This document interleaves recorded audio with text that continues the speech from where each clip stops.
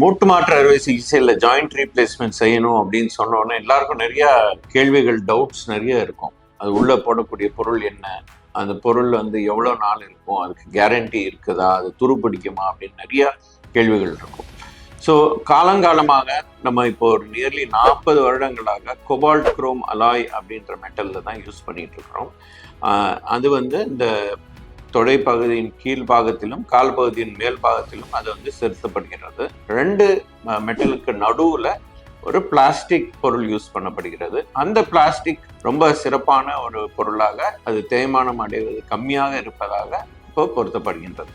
So இந்த மூட்டு மாற்று அறுவை சிகிச்சை செய்கிறதுல மூட்டு வந்து ஒரு 15லேருந்து 20 வருடங்கள் வரைக்கும் நம்ம நல்லா பராமரித்து கொண்டுட்டோம்னா, அறுவை சிகிச்சை சிறப்பாக செய்தால் அது 15லேருந்து 20 வருஷம் வரைக்கும் அது தாக்கு பிடிக்கும். அதற்கு மேலே என்ன பண்ணுறது அப்படின்னா, யூஸ்வலாக ஆப்ரேஷன் நம்ம வந்து 60 வயசு மேலே இருக்கிறவங்களுக்கு தான் செய்கிறோம். அப்படின்றப்போ அவங்களுக்கு அவங்களுடைய லைஃப் டைமுக்கு இது வந்து சரியாக இருக்கும். அண்ட் அதுக்கப்புறம் வேணும்னா மாற்றணும்னா அதுக்கு ரிவிஷன் ஜாயிண்ட் ரீப்ளேஸ்மெண்ட் சர்ஜரி இன்னொரு சர்ஜரி பண்ணிக்கலாம். அதுக்கு ஸ்பெஷல் இம்ப்ளான்ஸ் எல்லாம் இருக்குது. அதுக்கு ட்ரெயினான நிறைய சர்ஜன்ஸ் இருக்கிறோம். ஸோ அதனால் ரிவிஷன் பண்ணுறது பற்றியும் பயப்பட வேண்டியதில்லை.